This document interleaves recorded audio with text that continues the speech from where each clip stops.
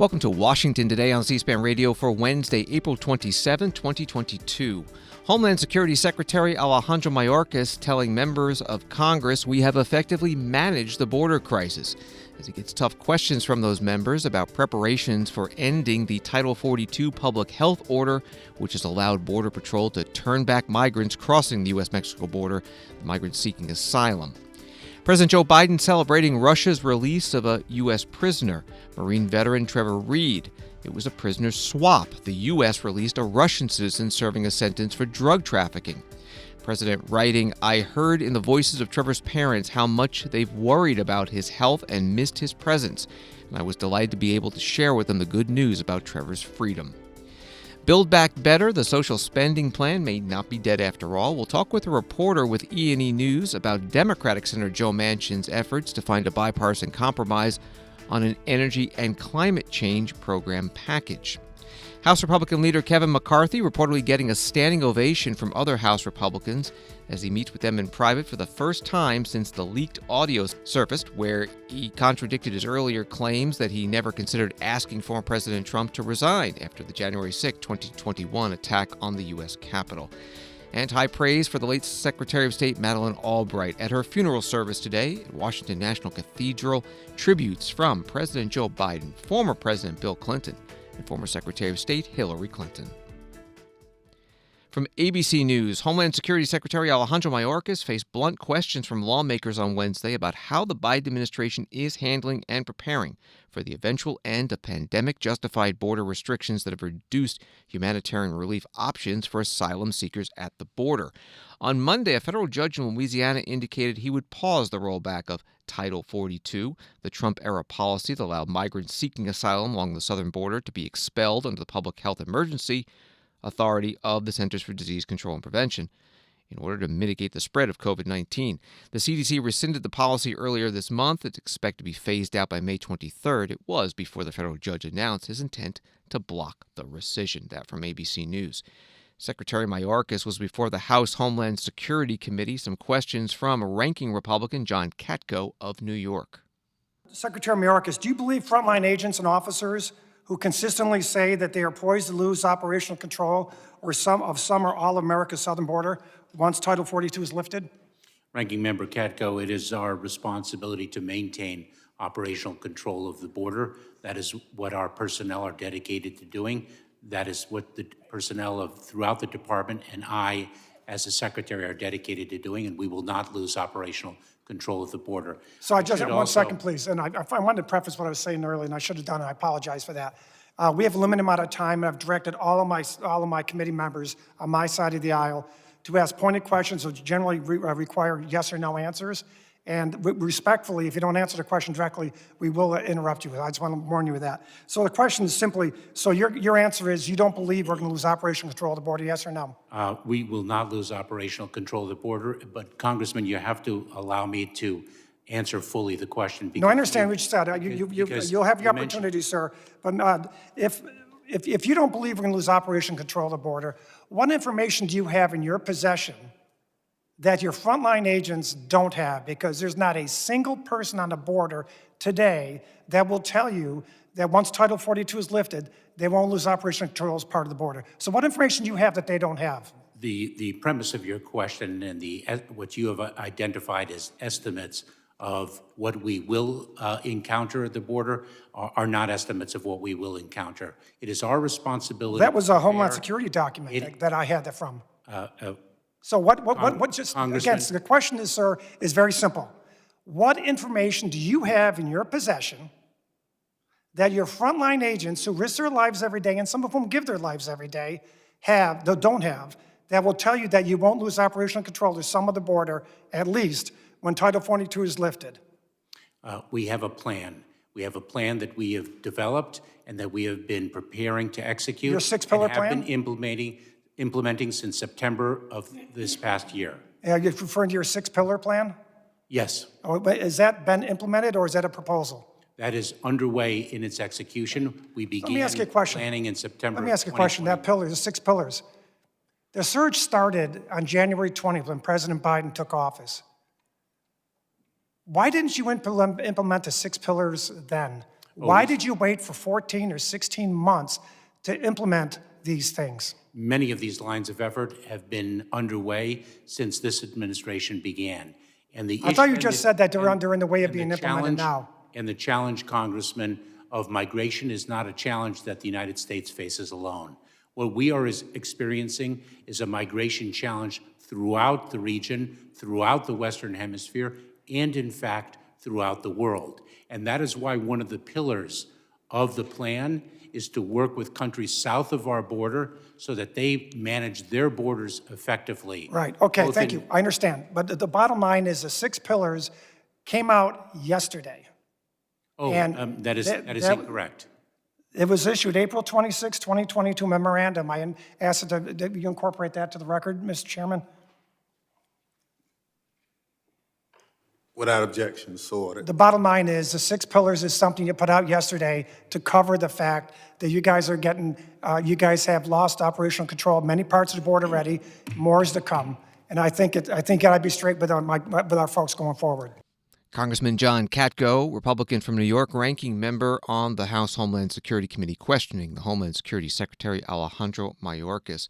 More from the article from ABC News. Mayorkas issued a memo on Tuesday outlining the objectives DHS plans to carry out regardless of when Title 42 comes to an end.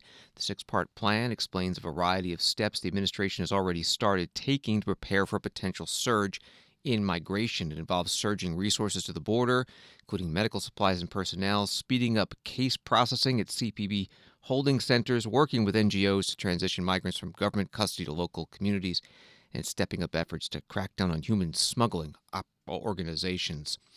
As Title 42 is a public health emergency law, the determination of such an emergency coming from the CDC, part of the Health and Human Services Department.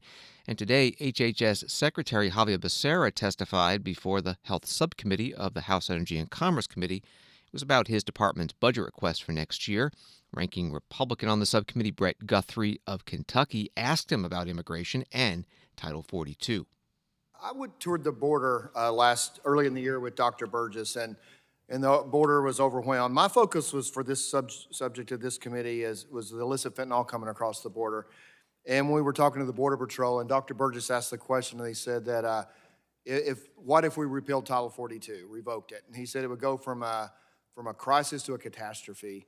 And so the concern is when CDC, HHS recommended, I know it's tied up in court now, but did recommend removing this May 23rd. Did you consider the flow of illicit fentanyl coming to the country and what countermeasures you know this would create another opportunity for it to come forward?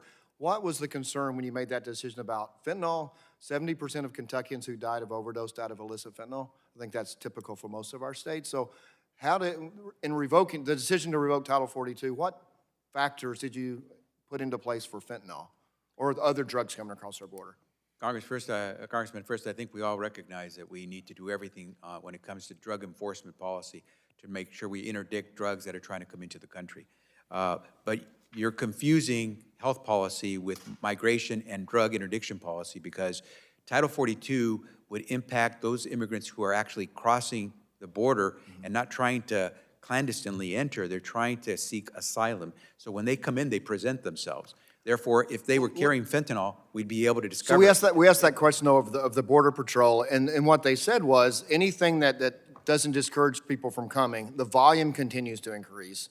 And therefore, matter of fact, we went through one of the processing centers and they said, look at every person in here with a badge, every person in here with a uniform, and that's somebody that should be on the border. So understand Title 42, I'm not confusing it. But I do know that it is a deterrent, that if you're going to remove that deterrent, I know HHS has a different focus than Homeland Security, but surely the administration has some kind of plan in place to try to interdict this illicit fentanyl that is flowing across the border. And again, Title 42 speaks to health conditions in the country. And what you're speaking to are either migration challenges or drug interdiction challenges. And right, so but it's still a country challenge, I understand. That's correct, but you would use migration laws or drug interdiction laws to try to deal with those challenges, not healthcare laws. So on the illicit fentanyl, currently it's temporarily scheduled. Do you think it should be permanently scheduled, illicit fentanyl, and subject to mandatory minimums? On fentanyl, what I can tell you is that the FDA and the different agencies within HHS will be reviewing how we treat, whether it's fentanyl or any other drug, whether we put it on any formularies. Health and Human Services Secretary Javier Becerra, questioned by Congressman Brett Guthrie, Republican from Kentucky, who's the ranking member of the Health Subcommittee of the Energy and Commerce Committee. Use of Title 42 on the U.S.-Mexico border since it was implemented March 2020 has led to the deportation of over 1 million immigrants. In March, there were about 210,000 attempted border crossings, and the Biden administration says it's preparing to handle up to 18,000 migrants per day in the event that Title 42 does come to an end. This is Washington Today. Russia and the U.S. carrying out a prisoner exchange. Russia releasing Trevor Reed, Marine veteran arrested in 2019 after Russian authorities said he assaulted an officer while being driven to a police station following a night of heavy drinking. He was then sentenced to 9 years in prison.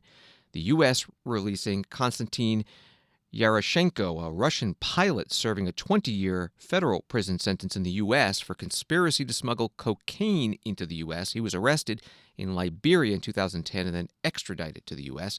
More on all this from today's White House briefing with Press Secretary Jen Psaki. The President put out a statement this morning on the prisoner swap for the release of Trevor Reed. He said there were some difficult decisions that he had to make involved. Can you elaborate on what he meant? Is there a concern that this sort of arrangement incentivizes other countries to wrongfully detain Americans? Well, first, let me say that it's a huge moment today that speaks to President Biden's commitment to bring home Americans held hostage and wrongfully detained around the world. And he's been clear since the beginning of this administration that he is committed to doing exactly that, to bringing Americans home. He's brought home Americans from Venezuela, from Afghanistan, from Haiti, from Burma, and now today from Russia. And Trevor's freedom is the result of months and months of hard, careful work across the U.S. government. Now we'll get to your question. When he referenced the tough decision in his statement this morning, he was referencing the decision to commute the sentence of Konstantin Yaroshenko. I would emphasize that this individual had already served the majority of his prison sentence for a nonviolent drug crime, and our overriding priority here was the safe return of Trevor Reed, knowing not only had he been held against his will for too long, but that his health condition required urgent treatment. He's going to be able to not only be reunited with his family, but to receive the treatment he needed from the United States. So again, our objective is to bring all Americans who are detained, who are held, who are away from their families home from overseas, but I'm not going to be able to preview for you what processes or approaches we're going to take for those moving forward.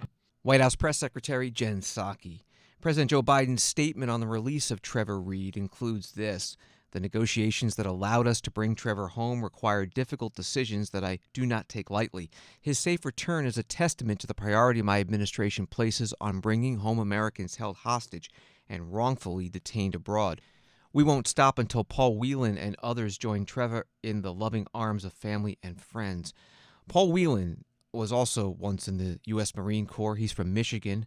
The Detroit News writes he's been in prison in Russia since his arrest at a Moscow hotel in December 2018, and later conviction on espionage charges that he's vehemently denied. He's now serving a 16-year sentence.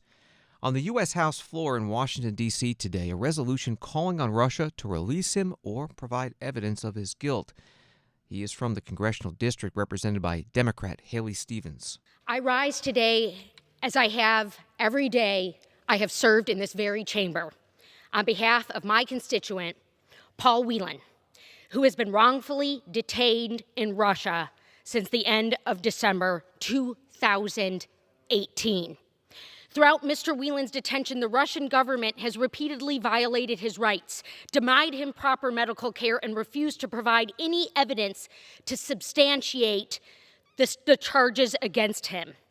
He was held in a pretrial detention for over 18 months in the notorious Lefortovo prison. Then Mr. Whelan's trial was held behind closed door, and his defense was prohibited from calling witnesses. Mr. Whelan now serves a 16-year sentence of hard labor, and he is in his 50s. He is currently being held in a prison camp where he has been since August 2020, facing unbelievably harsh conditions, injury, and illness. Early this morning, the news broke that fellow American Trevor Reed, a Marine and Texan who had also been wrongfully imprisoned in Russia, was freed through a prisoner swap orchestrated by President Biden. This is incredible news. It's incredible news for Mr. Reed and his family.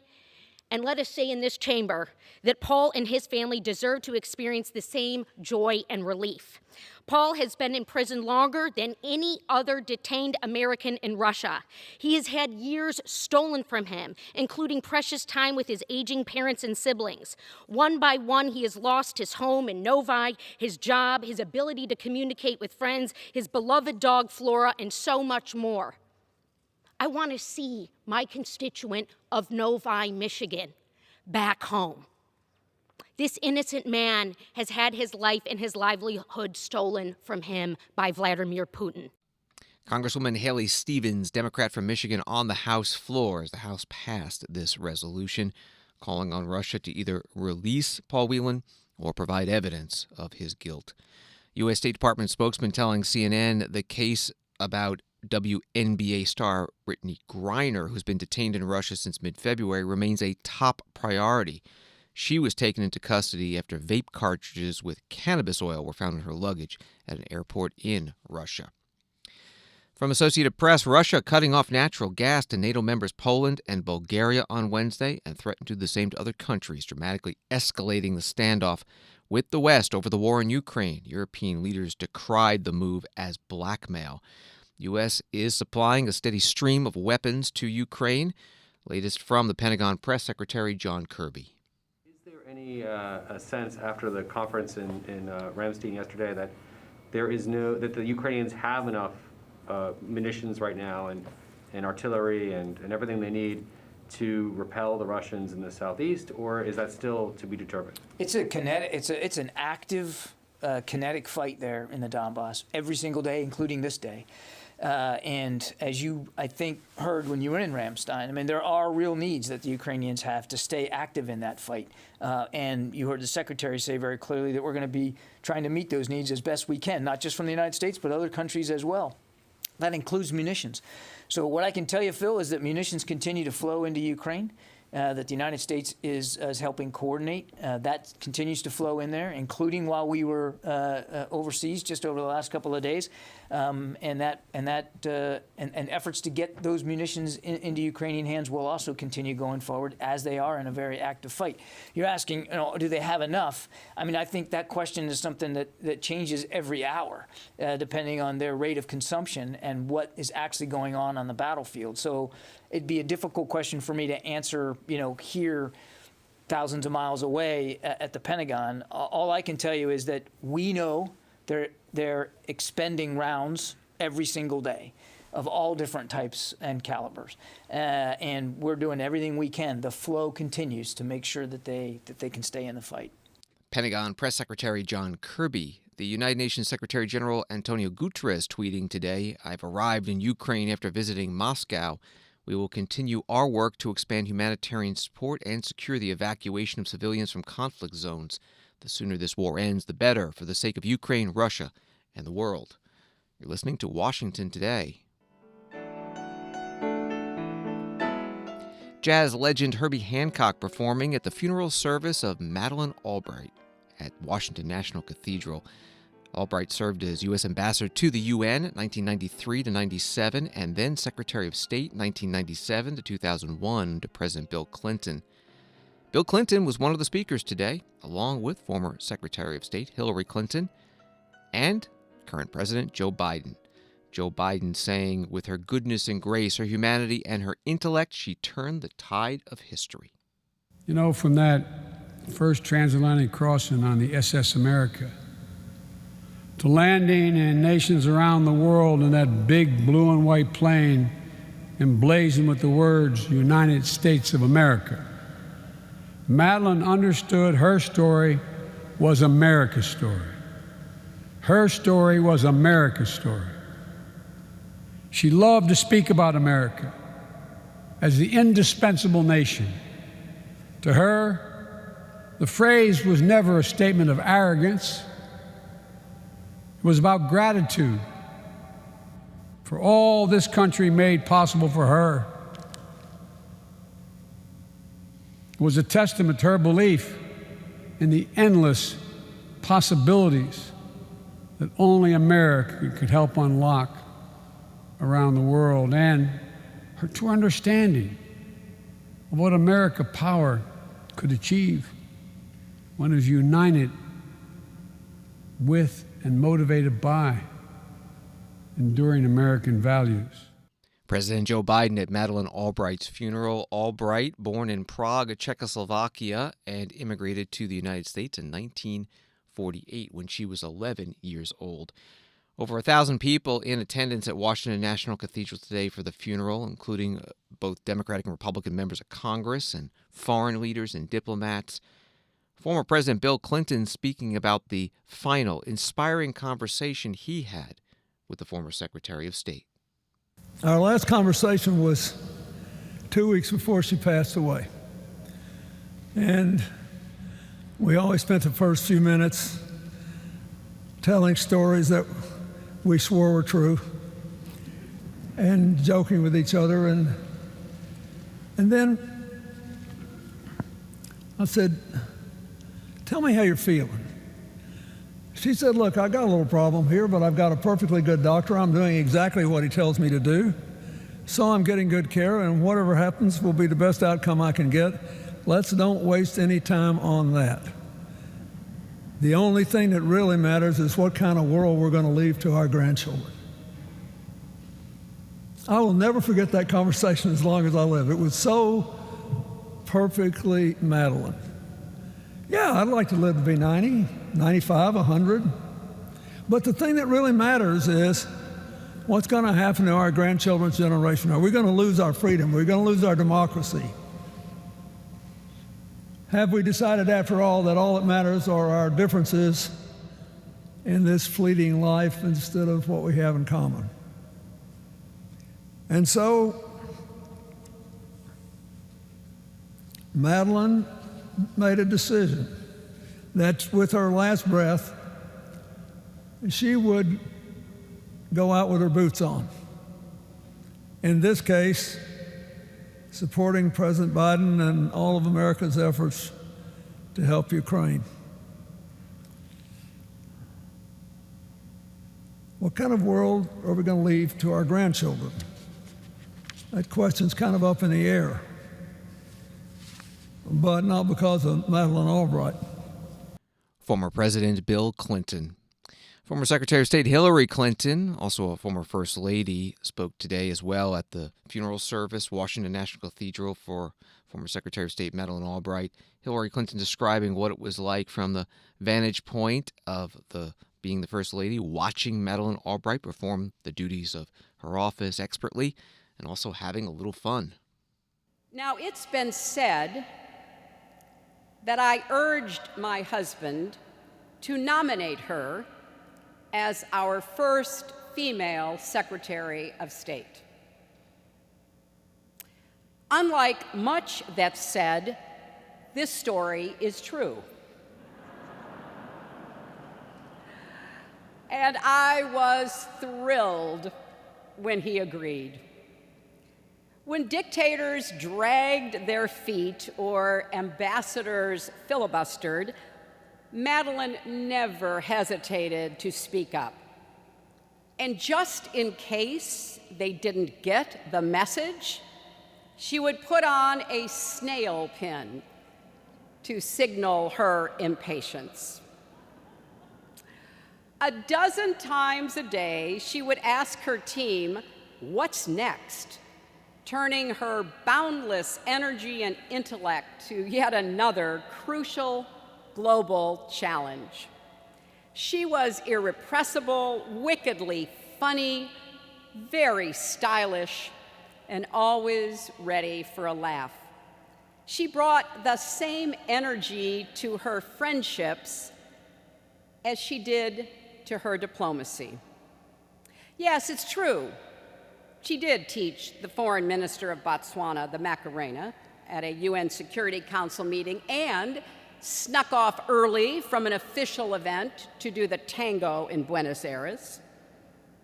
She was even invited to compete on Dancing with the Stars after she tore up the dance floor at Chelsea's wedding in the arms, I would add, of a much younger, very handsome man. Hillary Clinton, former First Lady, former Secretary of State, former U.S. Senator at the Madeleine Albright funeral service at Washington National Cathedral. About those pins that she referenced, Washington Post writes, Albright's colorful pins and brooches became her signature jewelry, her messages to the world without saying a word. There were pins of peace, pins of war, and even a few pins giving a diplomatic middle finger. And the collection was the subject of Albright's 2009 book, Read My Pins, and a popular exhibition that toured the country. And in 2024, 200 of her most famous pins scheduled to go on permanent display at the still in development National Museum of American Diplomacy at the State Department in Washington. Also attending at the funeral today, former President Barack Obama, who awarded former Secretary of State Madeleine Albright the Presidential Medal of Freedom, and performing additional musical tributes, trumpeter Chris Botti and singer Judy Collins.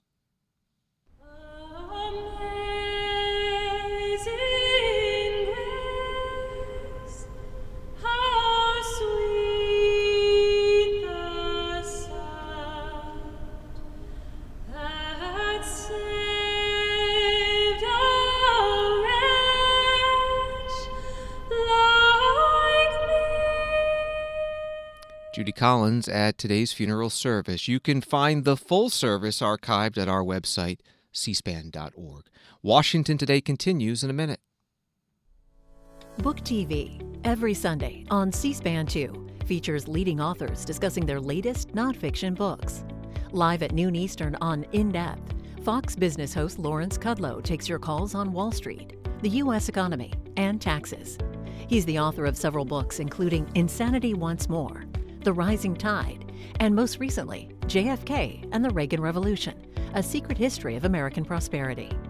And at 10 p.m. Eastern on Afterwards, George Mason University professor Justin Guest talks about his book Majority Minority, which looks at 6 countries that experienced a demographic shift and how they responded. He's interviewed by the Pew Research Center's Mark Hugo Lopez. Watch Book TV every Sunday on C-SPAN 2 and find a full schedule on your program guide, or watch online anytime at booktv.org.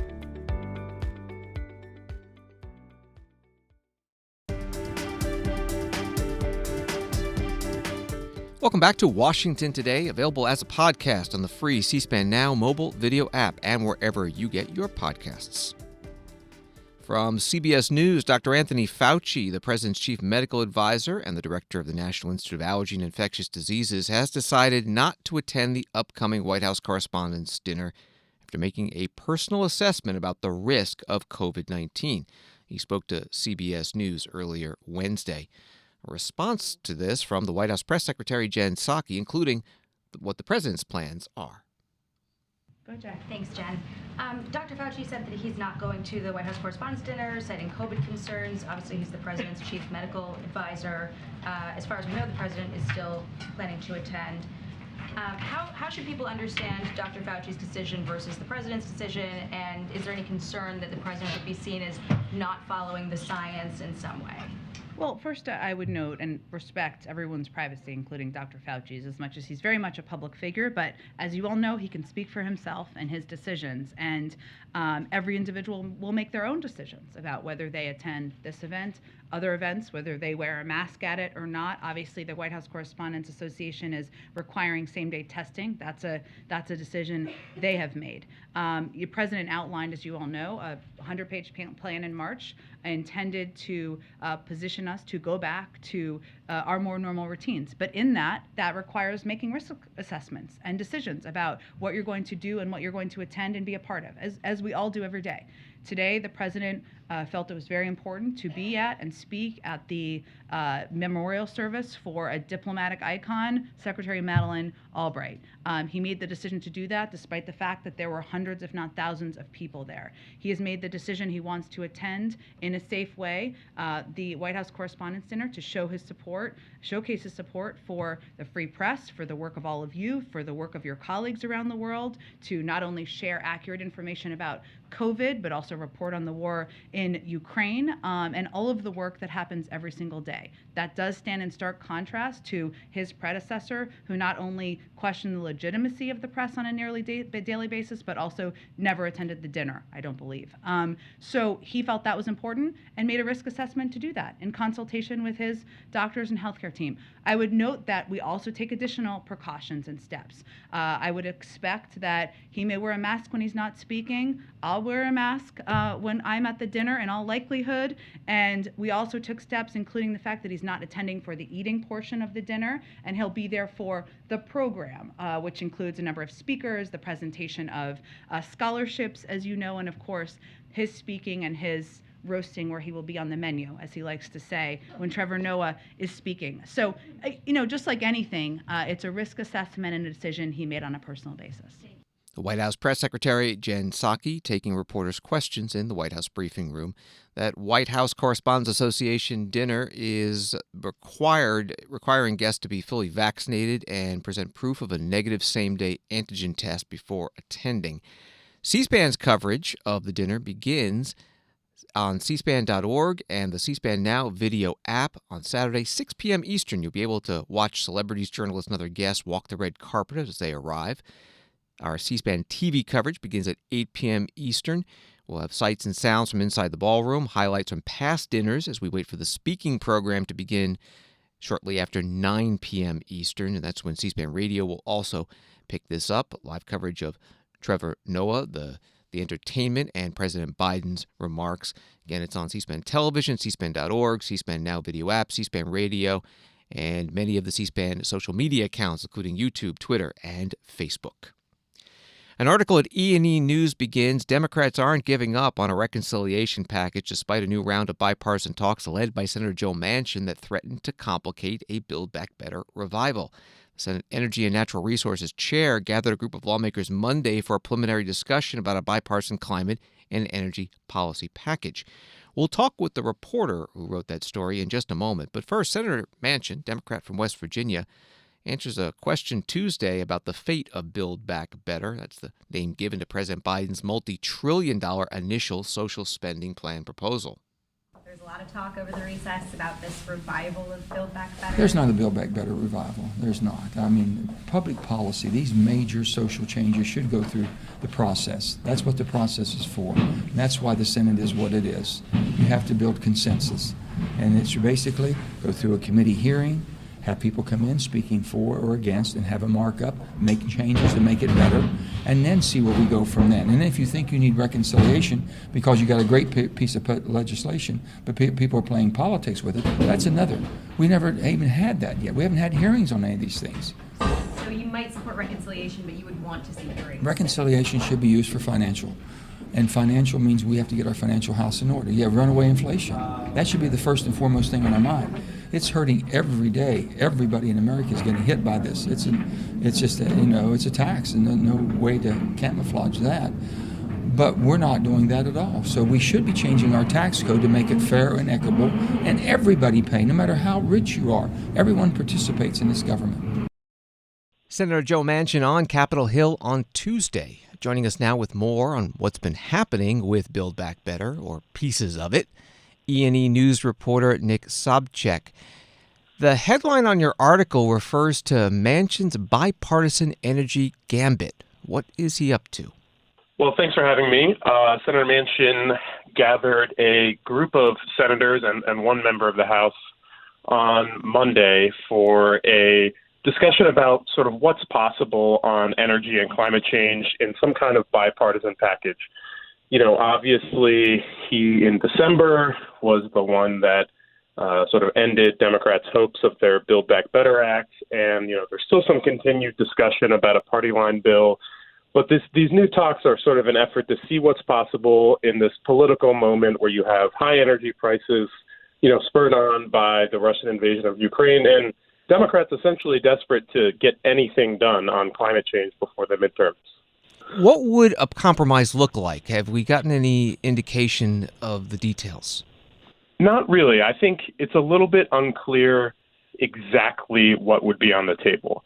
There are some aspects of the Build Back Better Act that, sort of everyone likes. There is, for example, a tax credit for nuclear energy. There's an expansion of a very popular tax credit for carbon capture and storage, which Republicans have been fond of in the past. Senator Kramer, who was actually from North Dakota, who was the only Republican actually at the meeting in person, said that those are two items that he would like to see on the table. But for now, it seems like everything is sort of on the table. Democrats, of course, would like to see big pieces of the $300 billion in clean energy tax credits that were in the Build Back Better Act, make it into some kind of deal. And then both parties, to some extent, agreed that they would like to see, maybe some expansion of domestic oil and gas production, exports of liquefied natural gas to Europe to help sort of solve the ongoing energy crisis around the world. How about the White House? Are they involved in this at all?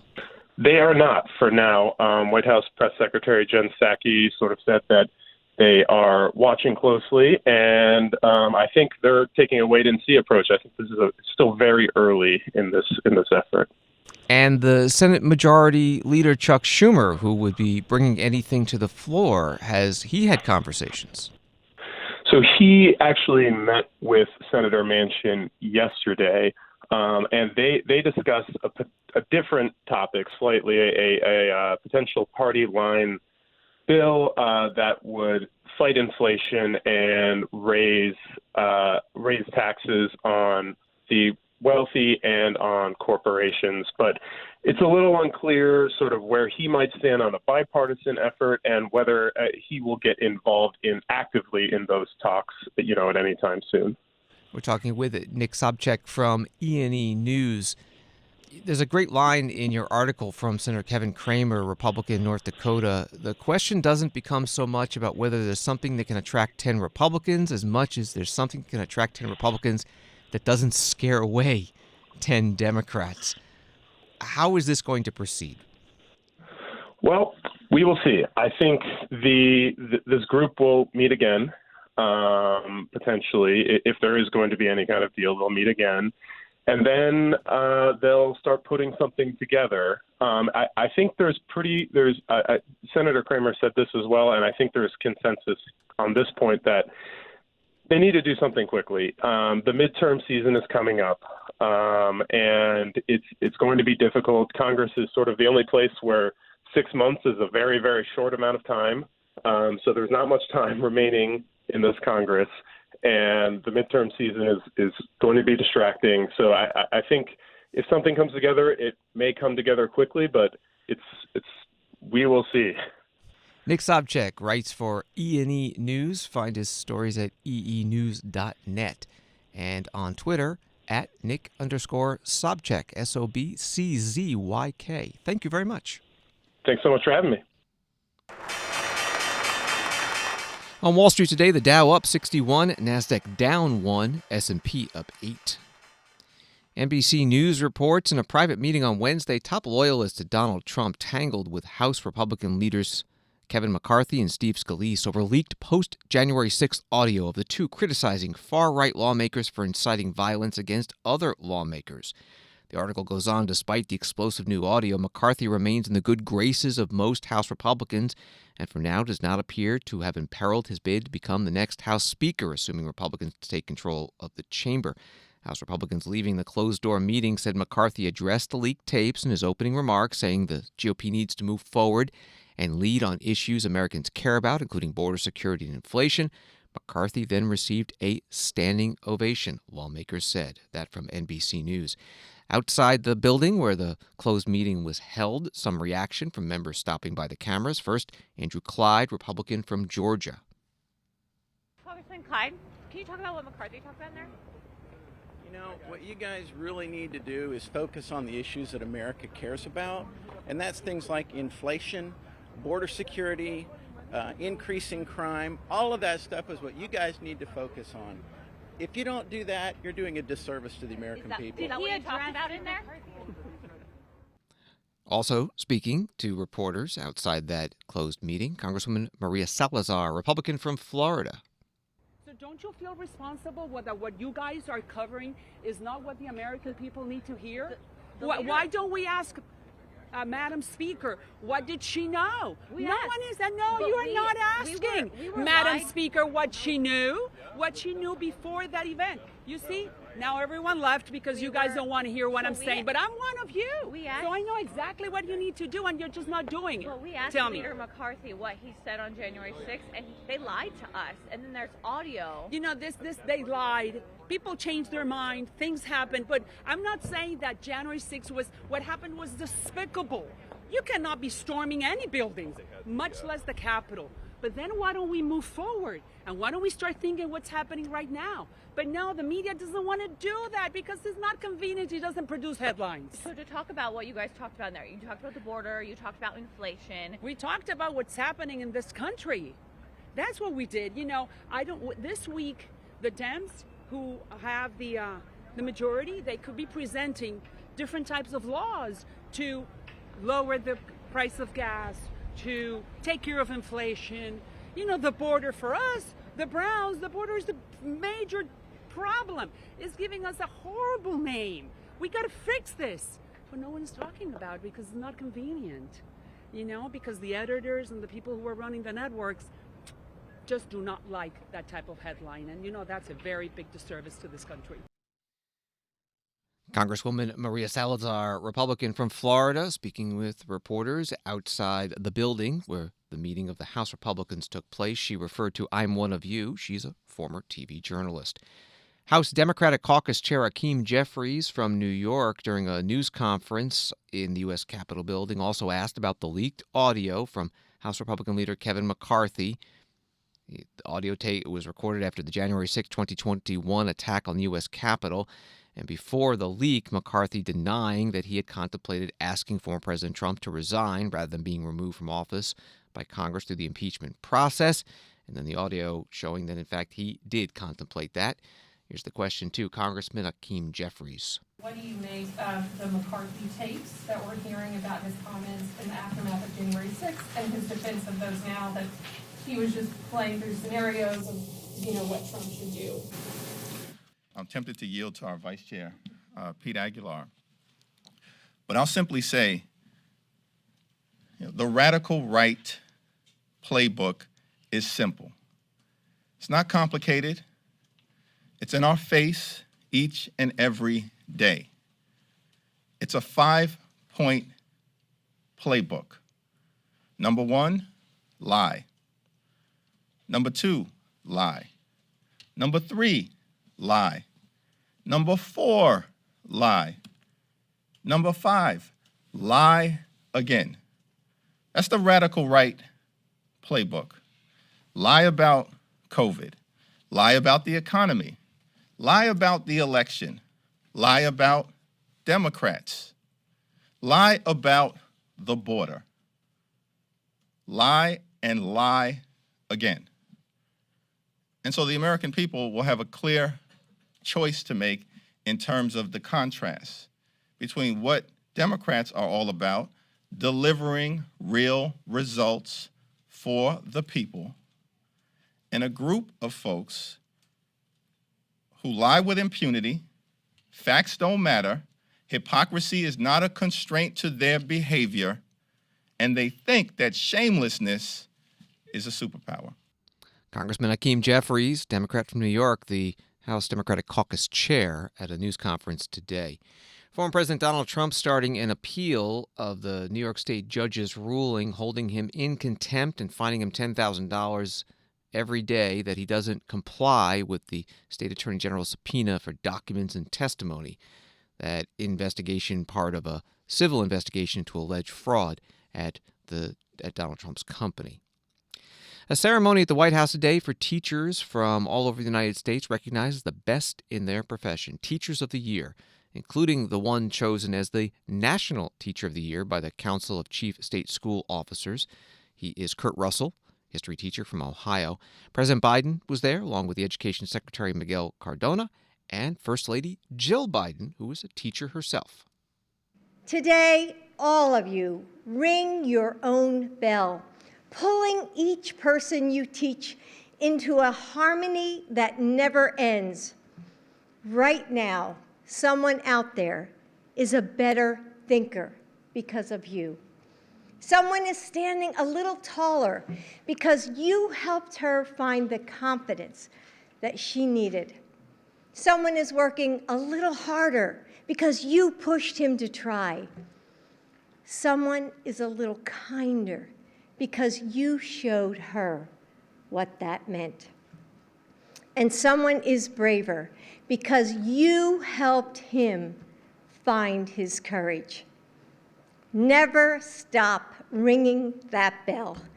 Never forget that student by student, the lives, now I'm getting emotional, the lives you change go on to change the world. Thank you, thank you, thank you. First Lady Jill Biden in the White House East Room, National Teachers of the Year ceremony. The National Teacher of the Year, history teacher Kurt Russell of Ohio, also spoke, reflecting on two of his past teachers from kindergarten and 8th grade. He said that they incorporated a curriculum that spoke to him, that made him feel welcome. As I reflect on the lessons that I learned from Ms. Toss and Mr. Thomas, I realize that teaching has to be learner-centered. Students must see themselves in the classrooms and the curriculum in order to empower and to engage. That's why I created courses that allow students to feel valued, courses that deals with women's rights, gay rights, and also a survey of Black history. It's important that my students see themselves as I see them, with unlimited potential and full of gifts. As your 2022 National Teacher of the Year, I am committed to uplifting the wonderful work of educators. I am truly blessed to be a part of a profession that transforms and legitimizes student voices and plant the groundwork for a more culturally responsive education. Thank you so much. Kurt Russell at the White House. RichlandSource.com, the news site in Ohio, says that as the 2022 National Teacher of the Year, Russell will spend a year representing educators and serving as an ambassador for students and teachers across the nation, and that he plans to advocate for classrooms to better reflect the students within them, from a curriculum that reflects their backgrounds and identities to a more diverse teaching profession. Thanks for listening to Washington Today. You can get more of Washington's top stories sent to you every day by signing up for C-SPAN's evening newsletter, Word for Word, at c-span.org/connect. Have a good night.